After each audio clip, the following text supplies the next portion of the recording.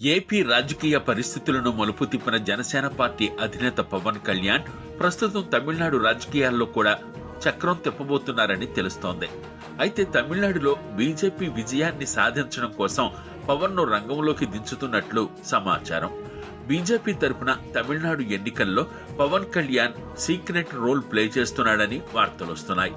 తాజాగా జరిగిన తమిళనాడు సమావేశంలో పవన్ కళ్యాణ్ చేసిన కీలక వ్యాఖ్యలతో ఫైర్ అయిన డీఎంకే అధినేత పవన్ కు సవాల్ విసిరారు. పవన్ కళ్యాణ్ తరచూ తమిళనాడులో జరిగే రాజకీయ సమావేశాలకు హాజరు కావడం ప్రస్తుతం హాట్ టాపిక్ గా మారింది.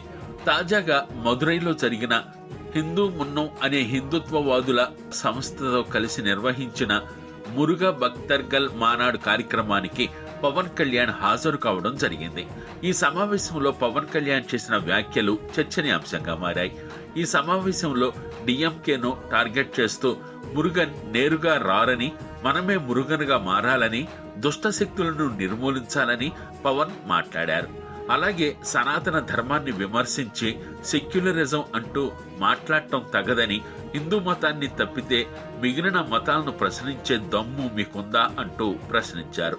ఈ వ్యాఖ్యలతో మండిపడ్డ అధికార డిఎంకే తిరిగి పవన్ కు కౌంటర్ ఇచ్చారు. అసలు పవన్ కళ్యాణ్ కు తమిళనాడుతో ఏం సంబంధం ఉందని, ఇతర మతాల గురించి మాట్లాడే హక్కు ఎవరిచ్చారని శేఖర్ బాబు ఫైర్ అయ్యారు. మమ్మల్ని ప్రశ్నించడానికి అసలు పవన్ కళ్యాణ్ ఎవరని, అతని మాటలను నమ్మడానికి తమిళ ప్రజలు సిద్ధంగా లేరని శేఖర్ బాబు స్పష్టం చేశారు.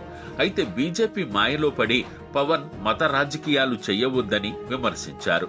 అంతేకాకుండా రాబోయే ఎన్నికల్లో పవన్ కళ్యాణ్ తమిళనాడు నుండి పోటీ చేసే దమ్ముందా అంటూ ప్రశ్నించారు. పవన్ వ్యాఖ్యలతో రెచ్చిపోయిన శేఖర్ బాబు తమిళనాడులో ఏ నియోజకవర్గం నుండైనా పవన్ కళ్యాణ్ పోటీ చేసి గెలిస్తే మేము అతను ఏం చెప్తే అది చేయడానికి సిద్ధంగా ఉన్నామని సవాల్ చేశారు.